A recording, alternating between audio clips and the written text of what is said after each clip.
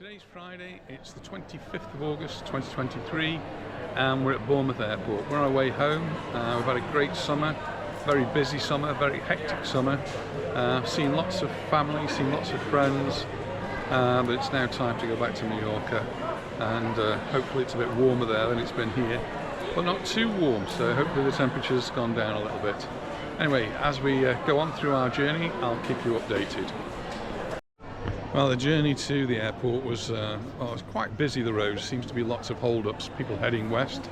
Heading east wasn't too bad. When we got to the airport, going through security was quite slow, quite a long queue, and we're actually in the departure lounge now, and it's very busy. I don't know if you can see in the background, there is a famous person in the background.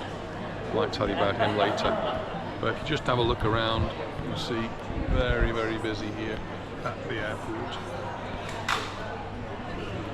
So, while we're still waiting, we've got about, have a look, an hour or so before we'll be boarding. We'll see how it goes. Well, the airport's beginning to clear a little bit now. A plane has been called to Zadar in Croatia, and so a lot of people have left, so it's got a lot quieter. And the famous names left. It was actually Bear Grylls, the chief scout for the UK. And just another bit of news, I had a nice email this afternoon. Those of you who've been watching our travels over the last few weeks will know that we caught a train, in fact two trains, from Yeovil Junction through to Fareham, and involved changing in Salisbury. The train that took us from Yeovil Junction to Fareham was cancelled, and we consequently had to catch the next train, which was an hour later.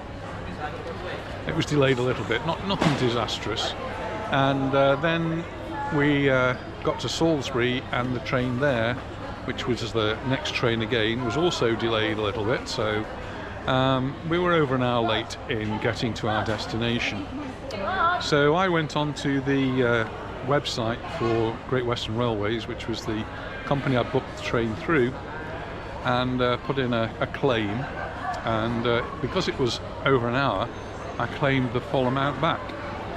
Heard nothing immediately, but this afternoon I got that email and saying I'm getting a full refund for all of the money that I'd paid. So that's a result. I'm happy with that. So it does pay to check their details, even if you're only 15 minutes delayed. Check, because you may well be worth getting some money back. It's the first time I've ever done it. I know lots of other people do it regularly, but I've never really bothered before, and well, I'm not sure I've had that much of a delay before. But it was suggested to me, I did it, it worked, and it was fairly straightforward, so long as you kept your tickets. I did mine all online, so the e-tickets were emailed to me, so that was fairly straightforward. I think they did want a booking reference, which I had to go searching for in an email, but I found that as well, sent it all off, and well, hopefully my bank balance will go up a little bit in the next day or two. I'll keep an eye on that and let you know if it actually does happen, as they say. Anita's gone shopping. I've been left alone for the moment, so that's why I'm having a little chat to you.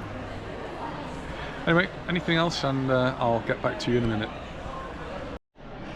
Just checking the board, and our flight's delayed.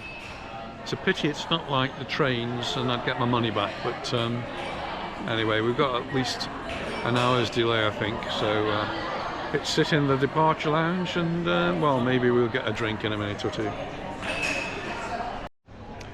It's now 6 o'clock, and it's the time we're actually supposed to be taking off, and it still looks as though we're going to be about an hour delayed. Got no gate information yet. Got to wait another 20 minutes or so for that, so sit and wait, and he's just reading the book. Anyway, see what happens next. We're off. We will be at least an hour late, and here we are in Bournemouth, so we have to go outside, and luckily, hopefully it's not raining. weather forecast did say rain. Seems to have held off. But looking at the windsock over there, it's a little bit breezy, so let's just hope it's all okay taking off. This plane's just arrived from somewhere, I'm not sure where, but passengers are still getting off the plane. So we're going to be held up a bit here while the remaining passengers leave the plane.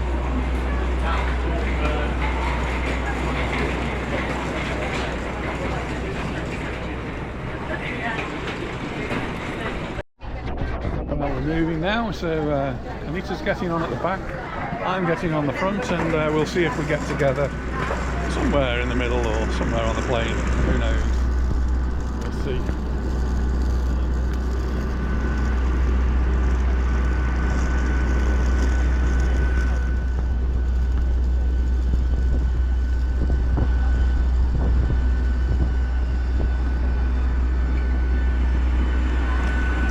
Starting to wait bottom of the steps.